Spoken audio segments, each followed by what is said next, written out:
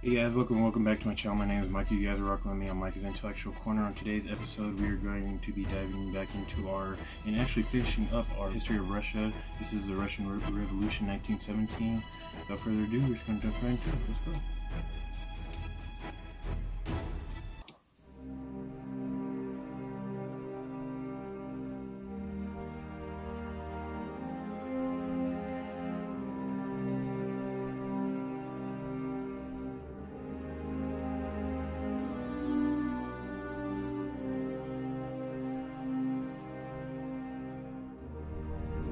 In 1894, Nicholas II became ruler of a Russian empire that stretched from the Baltic to the Pacific, inhabited by 126 million people from 194 ethnic groups. Yeah, and see right there, the 194 ethnic groups, that's right there what makes me wonder, like, why Austro-Hungarian Empire failed, because they had a multi-ethnic group too, but you know what I'm saying? But I don't know. Maybe it's just different. I don't know. What do you guys think? From 194 ethnic groups. It was a country in which workers and peasants lived in poverty and hardship, while Russia's elite, its imperial family and aristocracy, lived lives of gilded luxury.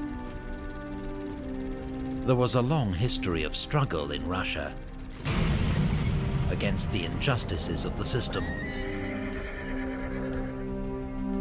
And in 1905, a revolution forced the Tsar to allow the creation of a State Duma, or National Assembly. Yeah, but I think even with that, it was like so limited, because I think he had like the power to veto anything or to overturn anything, so making it essentially almost powerless, you know what I'm saying? Because he could do whatever he essentially wanted still to in that thing. And then I think didn't he dissolve it anyway? To allow the creation of a State Duma, or National Assembly. But its power was limited, and the compromise pleased neither the Tsar nor the reformers. In 1914, this divided empire was plunged into fresh crisis by World War.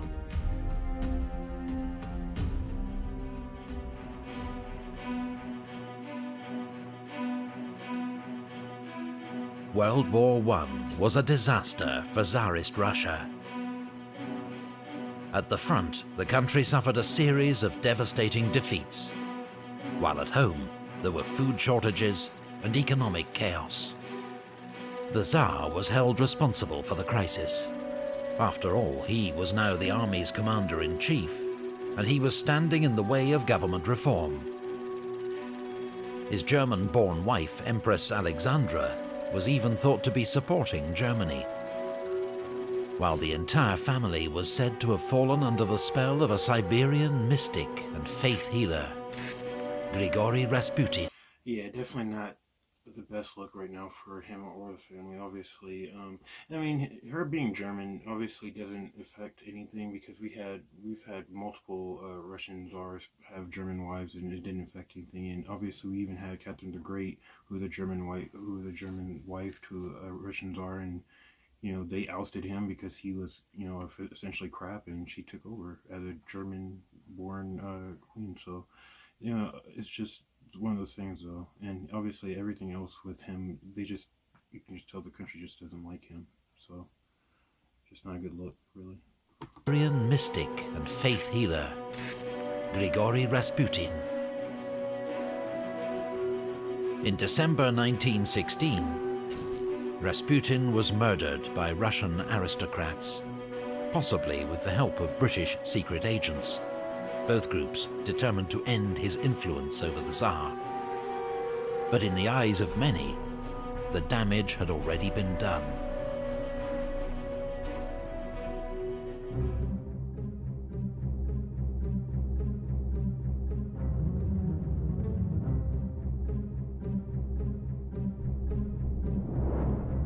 On the 23rd of February 1917, thousands of women took to the streets of the Russian capital, Petrograd, to mark International Women's Day and protest over bread shortages. The next day, they were joined on the streets by workers and students carrying placards that read, "Down with the Tsar." Troops ordered to put down the disorder mutinied and joined the protesters instead. Tsarist officials were arrested. Prisons and police stations were attacked. Emblems of Tsarist rule smashed and burned. The government had lost control of the capital. The Tsar was told by his ministers that order could only be restored and Russia saved from military defeat if he gave up power. So, on the 2nd of March, Nicholas agreed to abdicate. In just 10 days, 300 years of Romanov rule had come to an end. And 524 years or something like that of Tsarist rule, starting with the Rurik dynasty. Kind of sad, but... Years of Romanov rule had come to an end.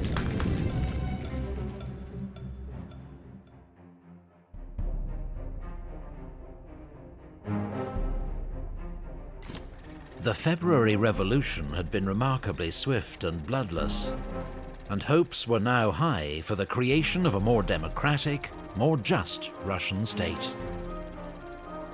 Members of the State Duma, the National Assembly, had formed a provisional government, which was to hold power until a constituent assembly was elected, to give Russia a new constitution. But in reality, the provisional government shared power with the Petrograd Soviet, a council elected by workers and soldiers that controlled the capital's troops, transport, and communications. The Petrograd Soviet, dominated by the Socialist Revolutionary Party and the Marxist Menshevik Party, was much more radical than the provisional government. Yet it supported the government's decision to continue the war and honor the commitments that Russia had made to the Allies. Unfortunately, too bad Lenin would come in and undo all that work that they just, that he just said that they did for the Allies. Because I think because of everything that happened with Lenin, they weren't even invited to the Treaty of Versailles or anything even though they were obviously a huge part of this. But what are you gonna do? And honor the commitments that Russia had made to the Allies.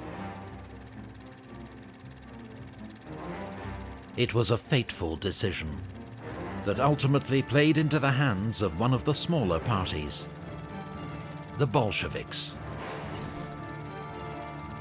Their leader, Vladimir Lenin, recently returned from 16 years in exile, bitterly opposed the imperialist war. He also demanded the immediate redistribution of land, from rich landowners to peasants, and the transfer of power from the bourgeois provisional government to the people's soviets or councils that were springing up across Russia.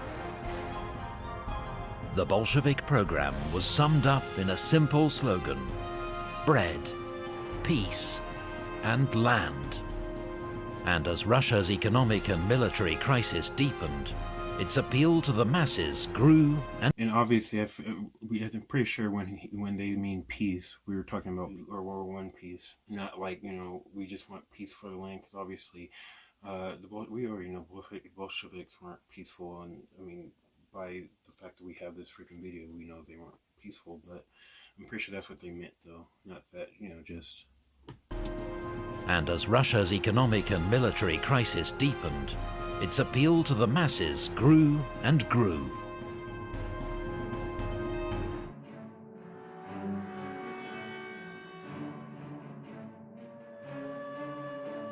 In June, a new Russian military offensive ended in disaster, with 400,000 Russian casualties, massive desertions, and the collapse of army morale and discipline.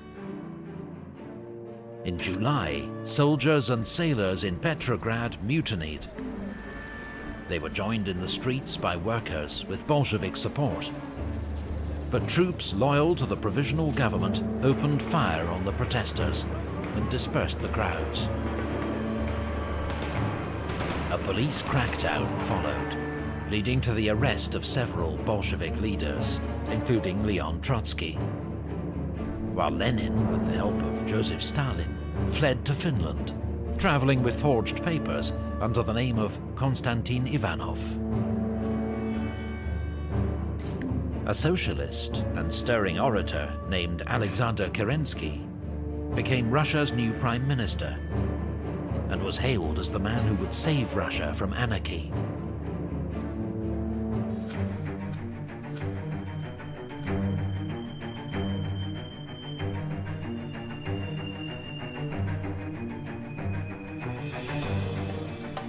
The army's commander-in-chief, General Kornilov, believed Russia's war effort was being undermined by chaos at home and deliberately sabotaged by men like Lenin, whom he declared a German spy.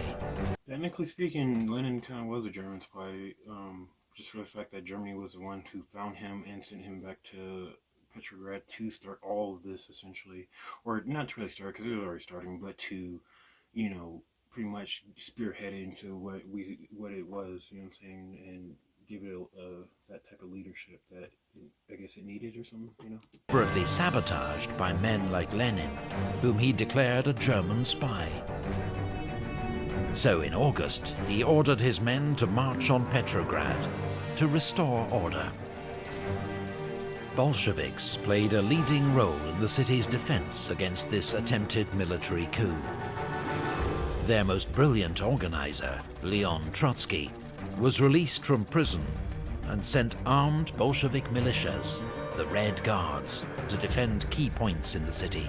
Now, Leon Trotsky, I'm not gonna lie to you guys, I kind of wish that we would have been able to see him in action in World War II as a general or something like that, because, I mean, obviously we know he was a brilliant general in the Civil War, and kind of a big reason why the Red Army, as small as they were, and the fact that they were going up against not only a bigger White Army and allies, they were able to win, so it would have been interesting to see. That's for sure. Militias, the Red Guards, to defend key points in the city.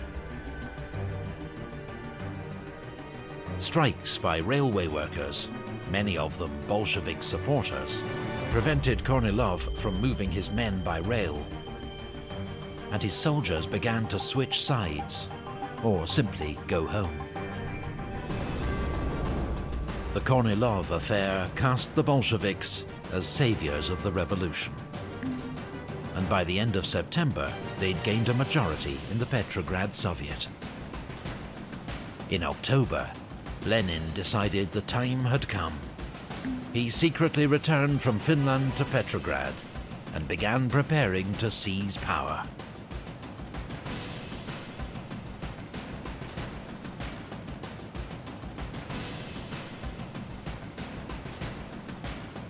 On the 25th of October, the Bolsheviks made their move.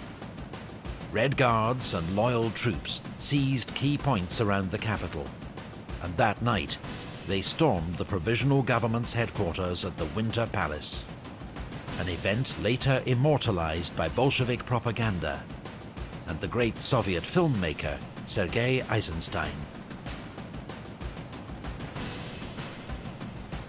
Kerensky fled the city at the last moment, narrowly avoiding capture.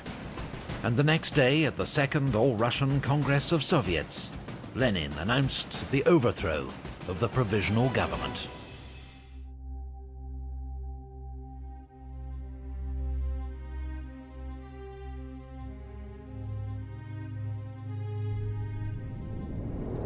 The following months saw the Bolsheviks consolidate their hold on power, while fighting a brutal civil war against counter-revolutionary, or White Russian, forces who had foreign support. Yeah, if I'm not mistaken, like I said before, the foreign support, if I'm not mistaken, was the pretty much all the Allied forces in World War I. So you had the Americans, you had British forces, you had, I think, French forces over there, all helping the white forces. That's what I'm saying, like, you kind of got to give it up to Trotsky, because he beat all of them and was able to help the Bolsheviks hold on to power, which is just, you know what I'm saying?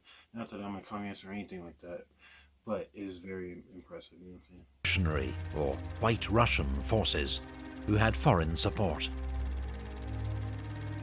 Some whites hoped to put Tsar Nicholas back on the throne, After his abdication, Nicholas and his family had been held under guard at Tsarskoye Selo, outside Petrograd, where they occupied themselves with gardening and other diversions.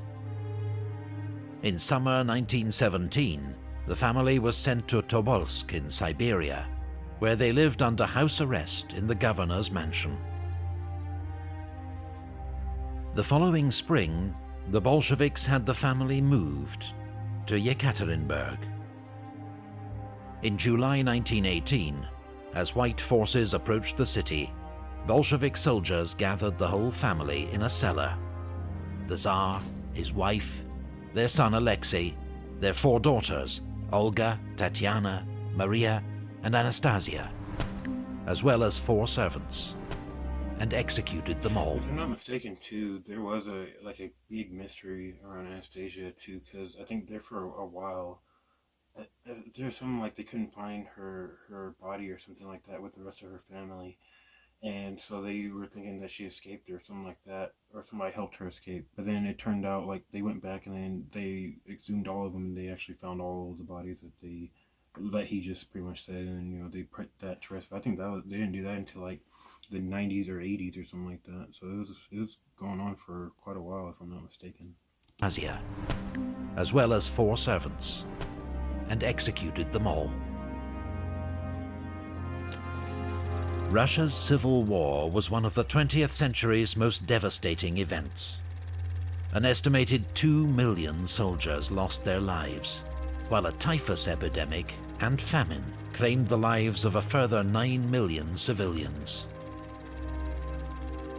By the end of 1921, the Bolsheviks had emerged victorious, and under Lenin's determined and uncompromising leadership, set about building a new socialist order. The Soviet Union, created in 1922, emerged as a world superpower following the defeat of Nazi Germany in World War II. But it would always remain a single-party state, where all opposition or dissent was ruthlessly suppressed.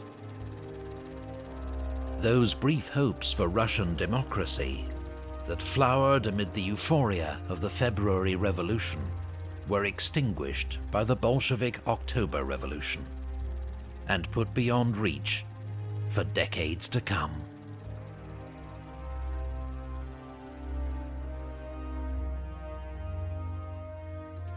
Alright guys, I'll go ahead and end it right there.